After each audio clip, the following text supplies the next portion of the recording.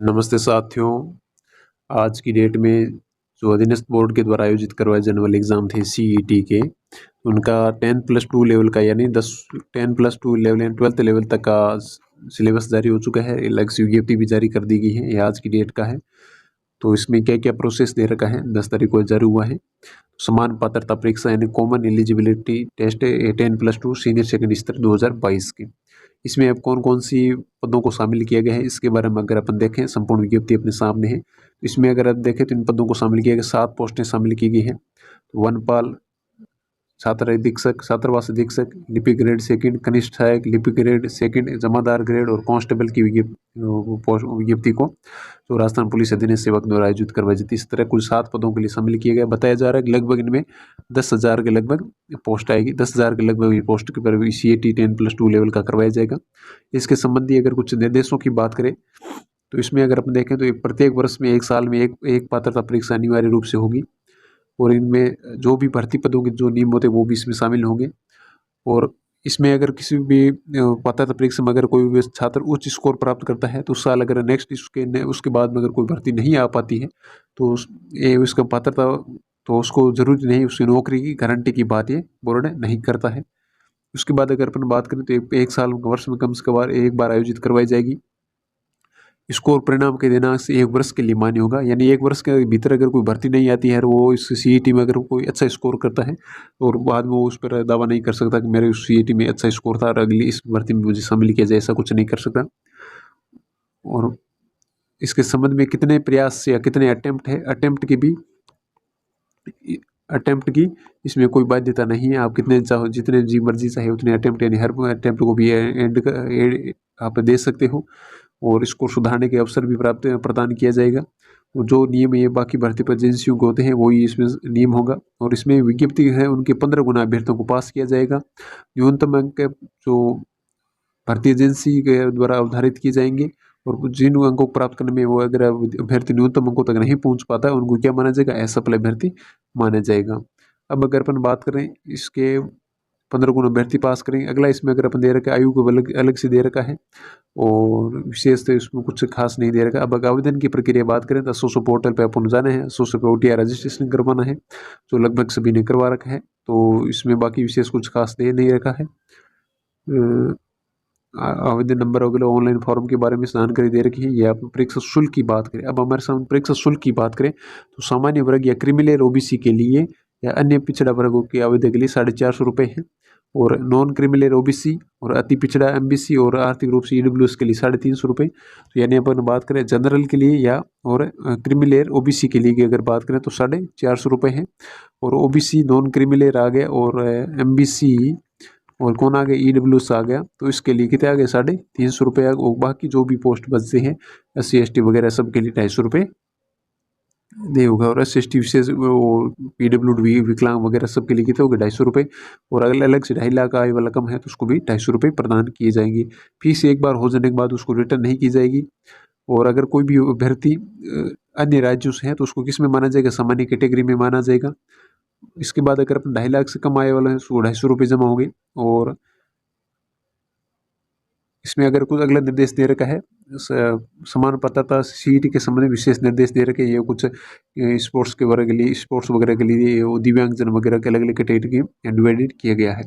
अब अगर अपन बात करें इसकी शैक्षणिक योग्यता की तो वनपाल का वन विभाग की जो वनपाल की पोस्ट है उसमें आयु तो 18 से 40 वर्ष है और इसमें माध्यमिक शिक्षा बोर्ड अजमेर या केंद्रीय शिक्षा बोर्ड CBSE बोर्ड से 10+2 लेवल या समकक्ष होना चाहिए। 10+2 लेवल की विज्ञप्ति है तो इसमें 10+2 का ही मांगा जाएगा। उसके बाद छात्रावास अधीक्षक आता है। छात्रावास अधीक्षक इसमें आयु तो समय 18 से 40 रहेगी। लिपि ग्रेड सेकंड है, लिपि ग्रेड शासन सचिवालय सेकंड है, कनिष्ठ सहायक, जमादार ग्रेड और कांस्टेबल इसमें सब। तो इसमें ये किसी भी मान्यता प्राप्त 10+2 लेवल होना चाहिए या ये अलग जो DOE SCC की डिग्री आती है वो या जो भी 10+2 लेवल के जो समकक्ष जो भी डिग्री होगी वो उसमें शामिल होगी। पॉलिटेक्निक वगैरह कुछ कोई भी अपन डिग्री इसमें लगा सकते हैं। तो 10+2 लेवल तक ही होनी चाहिए। इस तरह से इस शैक्षणिक योग्यता थी। और मुख्य परीक्षा उपस्थित यहाँ पर कुछ अलग से निर्देश और दे रखे हैं कि मुख्य परीक्षा में उपस्थित होने से पहले जहाँ लिखित और साक्षात्कार के 2 चरणों के माध्यम से चयन किया जाता है। साक्षात्कार में उपस्थित होने के लिए जहाँ लिखित परीक्षा और साक्षात्कार मध्य से चयन किया जाता है। इस तरह से कुछ प्रोफॉर्मे दिए रखे हैं। लिखित परीक्षा साक्षात्कार उपस्थित होने से पहले जहाँ केवल लिखित परीक्षा साक्षात्कार के माध्यम से चयन किया जाता है, जिससे भी मामला हो सकता है। ये बोर्ड पर निर्भर करता है वो क्या दो इंटरव्यू रखता है या लिखित परीक्षा रखता है, जो कुछ भी वो इस बोर्ड में बाद में निर्धारित करेगा अलग अलग वैकेंसी के अनुसार। मतलब जैसे पहले तो सीईटी का एग्जाम होगा, पहले सीईटी का क्या हो जाएगा, एग्जाम हो जाएगा, उसके बाद सीईटी का अच्छे स्कोर होगा, उनका बोर्ड इसमें से या सीधे इनको पहले ले ले अच्छे स्कोर वालों को, फिर इंटरव्यू रखे, या पहले इंटरव्यू ले इनका और फिर अच्छे स्कोर वालों को ले, या अपने पर जो भी अलग से गाइडलाइन बना के ले, या फिर सीधे भी इनको ले सकता है। तो ये उसमें जो भी जैसे आप पुलिस मुख्यालय कांस्टेबल वालों को कैसे लेना है, आबकारी विभाग जमादार ग्रेड को कैसे लेना है, तो ये इन विभाग के ऊपर डिपेंड करेगा। ये RSMSSB का काम कार्य RSMSSB का कार्य सीईटी एग्जाम के लिए सिर्फ इस एग्जाम को कंडक्ट करवाना होगा। उसके बाद में जो भी बोर्ड होगा अपने स्तर के अनुसार, जो भी विभाग होगा वो अपने स्तर के अनुसार इनको चयन करेगा।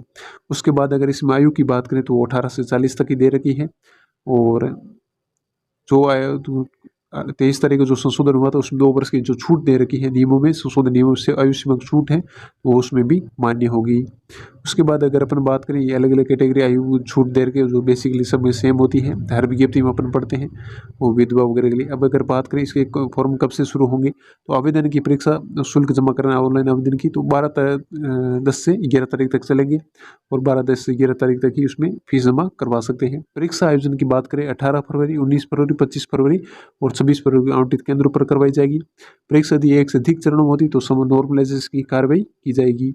उसके बाद प्रवेश पत्र बोर्ड की वेबसाइट पर आ जाएंगे और मेल आईडी पर भी सेंड कर दी जाएंगे, और जो भी नकल वगैरह करेगा उसको अयोग्य माना जाएगा। विशेष निर्देश अगर अपन बात करें इसमें फॉर्म के लिए अंतिम दिनांक तक ही आवेदन पत्र स्वीकार होंगे। बाकी वो फोटोग्राफ है, हस्ताक्षर स्कैन अपलोड करने दिशा निर्देश अलग अलग दे रखे हैं। फोटोग्राफ 50% वगैरह नहीं होना चाहिए, वो अलग अलग साइज दे रखी है 50 से 100 के बीच मध्य। वो बेसिकली हर एग्जाम में सेम ही होती है, जैसे सिग्नेचर 20 से 50 के बीच मध्य अलग अलग दे रखी है। उसके बाद संशोधन के बाद अलग से OTR में संशोधन देना है तो उसको भी संशोधन कर सकता है, जैसे स्वयं के नाम है, पिता के नाम है, इनके अलावा जो भी जन्मतिथि और लिंग के अलावा जो भी संशोधन करता है वो अलग अलग फीस चुका कर 300 रुपये दे करके संशोधन किया जा सकता है। मूल फॉर्म में संशोधन होता है उसमें संशोधन, गलती हो जाती है उसमें भी संशोधन किया जा सकता है। अब इसकी अगर अपन बात करें परीक्षा स्कीम की, तो समान पात्रता परीक्षा CET के सीनियर सेकेंडरी लेवल 10+2 के लिए परीक्षा स्कीम की बात करें तो इसमें परीक्षा में तो विषय के विवरण के कुल 150 प्रश्न आएंगे, 300 घंटे 300 नंबर होंगे और 3 घंटे का टाइमिंग होगा। 150 क्वेश्चन 300 नंबर और 3 घंटे का टाइम, यानी एक क्वेश्चन के कितने नंबर आएंगे, 2 नंबर होंगे। अब इसमें क्या क्या शामिल होगा, राजस्थान का इतिहास, कला, संस्कृति, साहित्य, परंपरा और विरासत, भारत व राजस्थान का भूगोल, राजस्थान पर विशेष बल के साथ भारतीय राजनीतिक व्यवस्था, राजस्थानी इकोनॉमिक्स, दैनिक विज्ञान, एवरीडे साइंस, तार्किक विवेचन, मानसिक योग्यता, रीजनिंग, सामान्य हिंदी, सामान्य इंग्लिश, कंप्यूटर और समसामयिक घटना, करंट अफेयर का बात। अब इसमें पूछा जाएगा करंट अफेयर कौन सा, राजस्थान लेवल का, इंडिया लेवल का, जो भी, और सभी प्रश्नों के बाद मल्टीपल होंगे और अंक समान होंगे, यानी एक प्रश्न कितने नंबर को होगा, 2 नंबर को होगा। नेगेटिव मार्किंग नहीं होगी इसमें, विशेषतर भारत में बात ध्यान रखने वाली है वो नेगेटिव मार्किंग इसमें नहीं होगी, और 10+2 इस तरह के पेपर होगा। तो ये इसकी परीक्षा स्कीम है। यहाँ पे इसको डिटेल से अगर अपन देखें तो अलग से डिटेल में दे रखा है। जैसे राजस्थान का अगर पार्ट की बात करें तो राजस्थान में इतिहास, कला, संस्कृति, साहित्य, परंपरा, विरासत की बात, प्राचीन सभ्यता, आहड़, कालीबंगा, गणेश्वर, बालाथर, विराट, जो अगर RPC द्वारा सेकंड ग्रेड वगैरह फर्स्ट ग्रेड एग्जाम कंडक्ट करवाए जाते हैं उनमें जो सिलेबस जिस हिसाब से दे रखा है उसी हिसाब से इन्होंने सिलेबस को कॉपी किया है। उसमें 1-2 टॉपिक ऊपर नीचे भी किए हैं, लेकिन लगभग D2 सिलेबस रखा है। कोई ऐसा टॉपिक नहीं जो उसमें ऐड किया हो, नहीं, एक आधा को टॉपिक ऊपर नीचे किया होगा, लेकिन बाकी जब जैसे जो भी RPSC का अधीनस्थ बोर्ड का सिलेबस आता है उसके अधीनस्थ बोर्ड ये सिलेबस भी उसके सेम सिलेबस रखा है जो बाकी एग्जाम में राजस्थान के GK से संबंधित होता है। जैसे इसमें इतिहास, महत्वपूर्ण घटनाएं, राजवंश, उनकी प्रशासन, राजनीतिक, सांस्कृतिक आयाम, स्थापत्य कला की स्मारक, कला, चित्रकला, हस्तशिल्प, स्वतंत्रता आंदोलन, राजनीतिक, जन जागरण, प्रजामंडल आंदोलन, एकीकरण, लोक भाषा, साहित्य, संगीत, नृत्य, संत, कवि, लोक योद्धा, लोक देवता, लोक देवियाँ, मेले, त्योहार, ऋतु, आभूषण, वेशभूषा और आभूषण आगे, रीति रिवाज वगैरह भारत दे रहे। ये जो भी एग्जाम RPC द्वारा कंडक्ट करवाए जाते हैं उनका सेम सिलेबस रखा है। भारत एवं राजस्थान भूगोल की बात करें, इन्होंने अगर भारत के भौतिक स्वरूप की बात की, इसमें पर्वत, पठार, मरुस्थल और मैदान, प्रमुख नदियां, बांध, झीलें और सागर, वन्य जीव वन्य अभ्यारण्य, तो इसमें इसे सीमित सिलेबस इसमें भारत जीके का, भारत जियोग्राफी, इंडियन जियोग्राफी का दिया है। और अगर राजस्थान जियोग्राफी की बात करें तो इसमें जलवायु दशा, वनस्पति, मृदा, नदियां, बांध, झीलें, राजस्थान प्राकृतिक संसाधन, खनिज, वन, जल संसाधन, पशु संपदा, वन्य जीव अभ्यारण्य संरक्षण, जनसंख्या वृद्धि, घनत्व, साक्षरता, लिंग अनुपात, प्रमुख जनजाति और राजस्थान पर्यटन, जो कि थर्ड ग्रेड और CET ग्रेजुएशन लेवल का था, उसमें जो सेम सिलेबस है इसमें कॉपी किया है। और राजस्थान पर विशेष बल के साथ राजनीतिक व्यवस्था की बात करें तो भारतीय संविधान की प्रकृति, प्रस्तावना यानी उद्देशिका, और मौलिक अधिकार, DPSP और मौलिक कर्तव्य, ये तीन चार टॉपिक ये दे रखे हैं। और उसके बाद राजस्थान की राज्य व्यवस्था दे रखी है, और स्थानीय स्वशासन एवं पंचायती राज, जो कि अलग से दे रखा है। अब अगर हम राजस्थान इकोनॉमी की बात करें तो कृषि में आर्थिक विकास, बेरोजगारी, सूखा, अकाल, और कृषि सिंचाई परियोजनाएं, मरु विकास कार्यक्रम, विकास से संबंधित जानकारी और योजनाएं, इस तरह ये उसमें टॉपिक में शामिल किया गया। उसमें अलग अलग इकोनॉमिक्स की बात करें तो इसमें विभिन्न कल्याणकारी योजनाएं शामिल की गई है, मनरेगा यानी नरेगा को, और MSME संस्थानों को, पंचायती राज संस्था, ग्रामीण विकास की भूमिका, और प्रमुख उद्योग, औद्योगिक क्षेत्र, लघु कुटीर और ग्राम उद्योग, और ऊर्जा के स्रोतों आदि को इसमें इकोनॉमिक्स में शामिल किया गया है। अब अगर अपन बात करें एवरीडे साइंस की, तो साइंस में क्यों कौन कौन से टॉपिक शामिल किए इसमें अगर देखें, भौतिक और रासायनिक परिवर्तन, ऑक्सीकरण व अपचयन, उत्प्रेरक, धातु अधातु, इनके यौगिक और सामान्य जीवन में प्रयुक्त महत्वपूर्ण यौगिक, कार्बन और कार्बन महत्वपूर्ण यौगिक, हाइड्रोकार्बन, कार्बन अपरूप, फ्रियोन और क्लोरोफ्लोरोकार्बन, CFC, CNG, पॉलीमरस और साबुन है, मार्जक आ गया, प्रकाश का अपवर्तन, इसके नियम, विवरण, विक्षेपण, लेंस के दृष्टि दोष और निवारण, अंतरिक्ष सूचना प्रौद्योगिकी और भारत का अंतरिक्ष अनुसंधान कार्यक्रम, सूचना प्रौद्योगिकी, अनुवांशिकी, गुणसूत्रों संरचना, मेंडल के नियम और न्यूक्लिक अम्ल, प्रोटीन संश्लेषण केंद्रीय सिद्धांत, सेंट्रल डोग्मा के सिद्धांत जिसे कहते हैं, और मनुष्य लिंग निर्धारण आदि के बारे में, और पर्यावरण अध्ययन किया, पारिस्थितिकी तंत्र, साइंस का बहुत अच्छा कुछ सिलेबस दे रखा है इसमें, बायो को भी शामिल किया, केमिस्ट्री वगैरह सबको शामिल करते हुए इसने बहुत शानदार सा सिलेबस साइंस का दिया है, जो थर्ड ग्रेड के लेवल 2 के साइंस के पेपर का लगभग D2 सिलेबस कॉपी किया है। इसमें एक आधा टॉपिक ऊपर नीचे रखा है,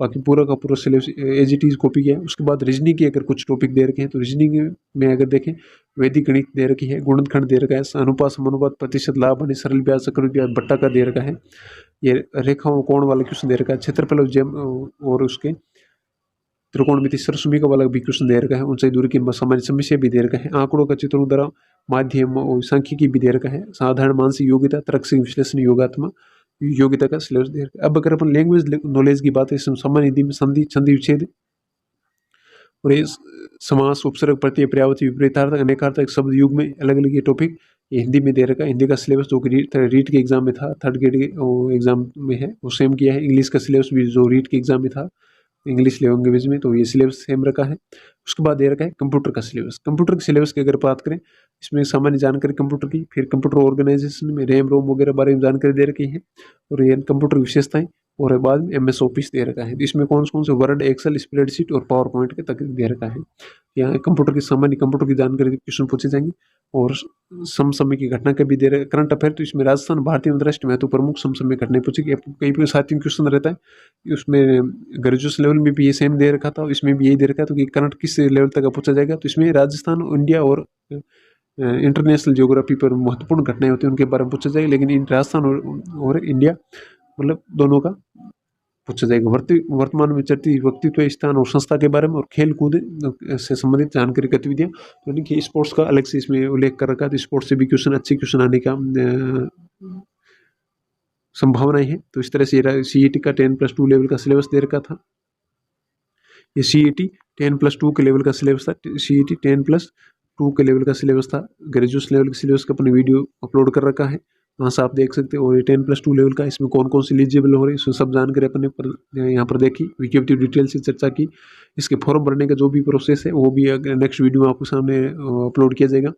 चैनल को सब्सक्राइब करें, वीडियो को अपने दोस्तों के साथ शेयर करें, ताकि उसको CET के बारे में संपूर्ण जानकारी मिल सके, सिलेबस की संपूर्ण जानकारी मिल सके। इसी आशा के साथ गुड नाइट, थैंक यू।